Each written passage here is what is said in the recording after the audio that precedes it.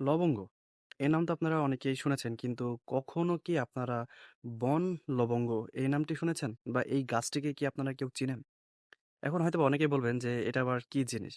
অতি পরিচিত একটি উদ্ভিদ, কিন্তু আমরা অনেকেই এটাকে চিনি না। চিনি ঠিকই, কিন্তু এর নামটা জানি না। এই মুহূর্তে আমার সামনে যে উদ্ভিদটি আপনারা দেখতে পাচ্ছেন বা যে গাছটি দেখতে পাচ্ছেন, এটাই মূলত বন লবঙ্গের গাছ, যেটাকে বন লবঙ্গ হিসেবে ডাকা হয়ে থাকে। এর যে ফলটা দেখতে পাচ্ছেন, কম বেশি লবঙ্গের মতো দেখতে। যার জন্য এটাকে বন লবঙ্গ হিসেবে ডাকা হয়ে থাকে।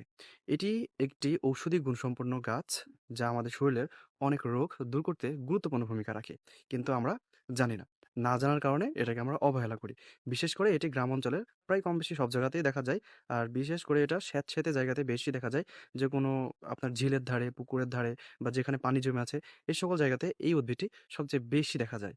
ঐতিহ্যগতভাবে এই বন লবঙ্গের পাতা বা কাণ্ড পিষে প্রলেপ হিসেবে ব্রণ এবং একজিমার মতো স্থানে ব্যবহার করা হয়ে থাকে, কারণ এটি শরীরের প্রদাহ কমাতে সাহায্য করে থাকে। ভেষজ চিকিৎসায় এই বন লবঙ্গ পাতার নির্যাস জ্বর কমাতে ব্যবহার করা হয়ে থাকে।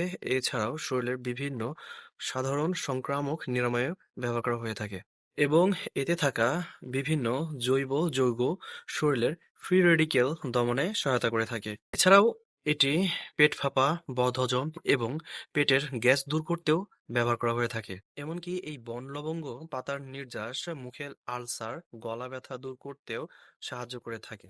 চিকিৎসা বিজ্ঞানে দেখা যায় যে যেকোনো ফোলা স্থানে, শরীরের যেকোনো ফোলা স্থানে এর পাতা পিষে প্রলেপ হিসেবে লাগিয়ে দিলে ফোলা দ্রুত কমে যায়। সুতরাং একটি কথা সবসময়ের জন্য খেয়াল রাখবেন, যে কোনো ভেষজ উদ্ভিদ সেবনের আগে বা ব্যবহার আগে অবশ্যই ভেষজ বিশেষজ্ঞ চিকিৎসকের পরামর্শ নিয়ে সেবন করবেন।